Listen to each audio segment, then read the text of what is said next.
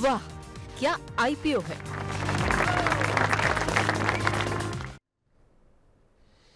तो अब शुरुआत करते हैं वाह क्या आईपीओ की।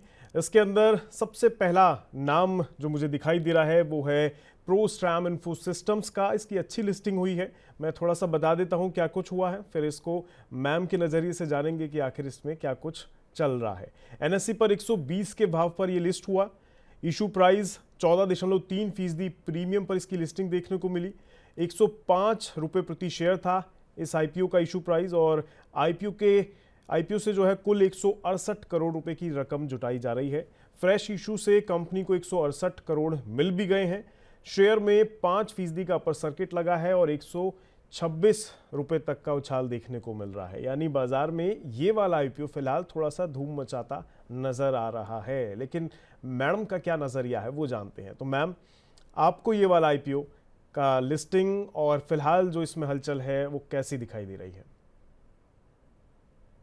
लिस्टिंग के बाद इसमें इंटरेस्ट, बाइंग इंटरेस्ट जो है वो अभी के लिए तो बना हुआ है, और आगे सस्टेन होता है कि नहीं होता है वो हमें उस चीज से पता चलेगा कि जो 121 के आसपास की जो प्राइस है, 120-121 के आसपास का जो जोन है वो होल्ड होता है कि नहीं। As of now it appears to be कि this could probably hold.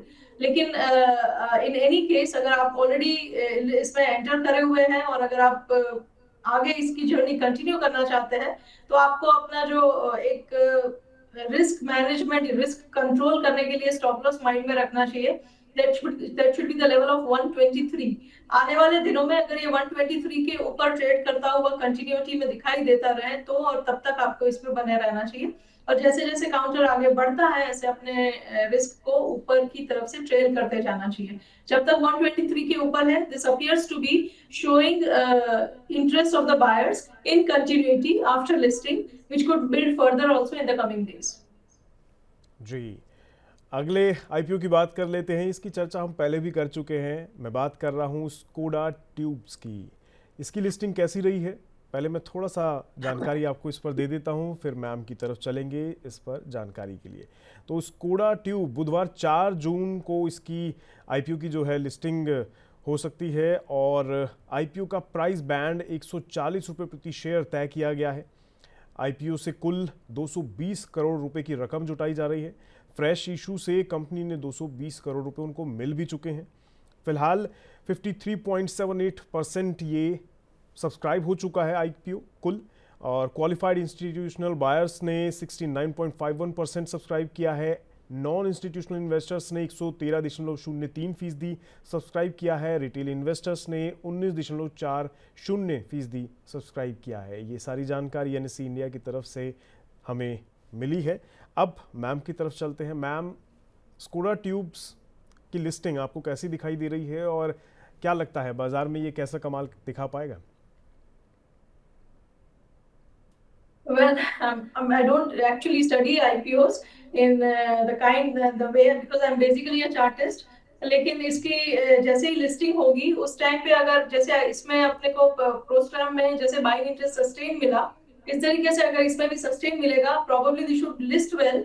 And listing के बाद अगर बाइंग इंटरेस्ट कंटिन्यूड रहा तो फ्रेश एंट्रेंट्स के लिए इसमें अपॉर्चुनिटी तब जनरेट होगी।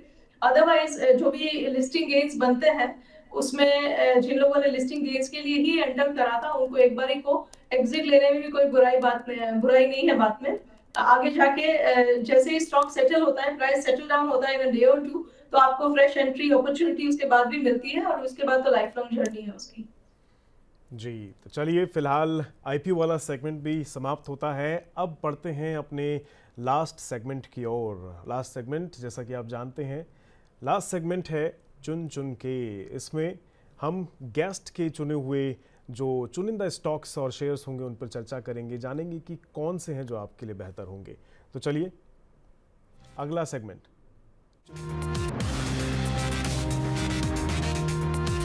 वाह, क्या आईपीओ है।